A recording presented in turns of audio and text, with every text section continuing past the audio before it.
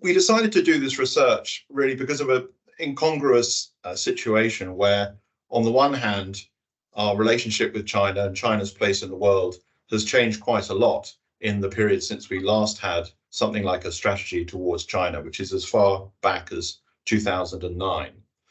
And yet, at the moment, despite all of the things that have happened in that period, and some of those things recently, like the espionage scandal that came to the papers earlier this year, the government doesn't seem to be moving towards having a public document out in the open to support debate about the appropriate response to China. And so we really wanted to dig into the reasons behind that, but also what is the best solution to that in terms of a strategy paper or an approach to strategy itself as a process of government, but also cross-society activities. So if you think back to 2015, there was a talk of a golden era of relations with China from the UK under the period of leadership of David Cameron and George Osborne. And since then, various incidents have considerably changed our approach to China and its place in the world. Some of those are the way that China responded to the COVID pandemic, the increasingly antagonistic relationship with the United States of America and China.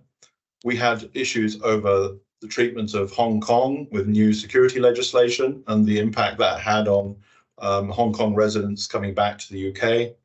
And more recently, as I say, tensions over China's behavior in the South China Sea, trade relations, which have included an element of coercion and control of supply chains.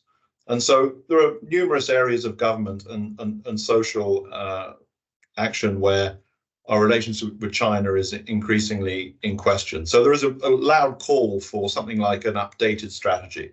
And so when Andrew wrote this paper, we decided not just to look at the simple binary question of, should we have a strategy or not, but also what function a good strategy would serve, and whether or not having a written paper in public is really the most important part of the answer to that question. So in the paper, what we outline is not just that the situation for the UK with regard to China has changed, but there's actually been a lot of activity, particularly in the past 2 years, where the government has made a lot of policy changes. And yes, it's true there's been no strategy paper published in the way that Germany has published a China strategy. But there have been a series of speeches, and in particular, the announcement in the Integrated Review refresh of the Protect, Align, Engage framework, which we explain in the paper, and James Cleverly's subsequent speech. So in a sense, quite a lot has been said about the UK's approach to China, but people are still saying, is this a strategy? And as we reflect on that in the paper, there are really a couple of things to think about. Firstly, that there are some criticisms that can be made. Some people just don't agree with what this direction or strategy is. They have a different view. The second we go into is the question of trade-offs. Where is security? Where is prosperity? Which takes priority in the specifics? And we explore a number of examples on that.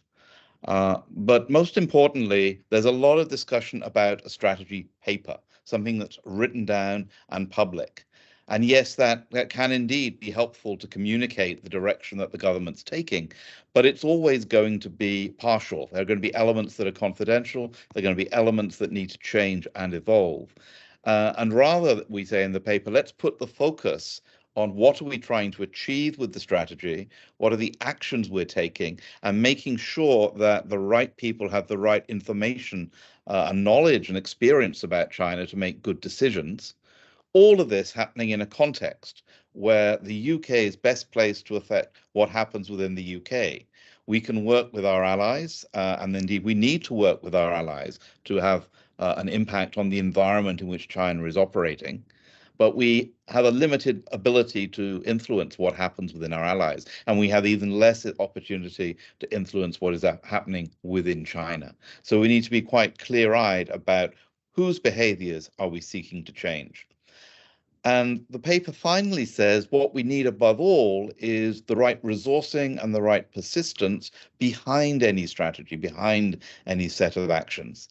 Without that, the document is just that, a series of papers, words written on a document which do not translate into reality.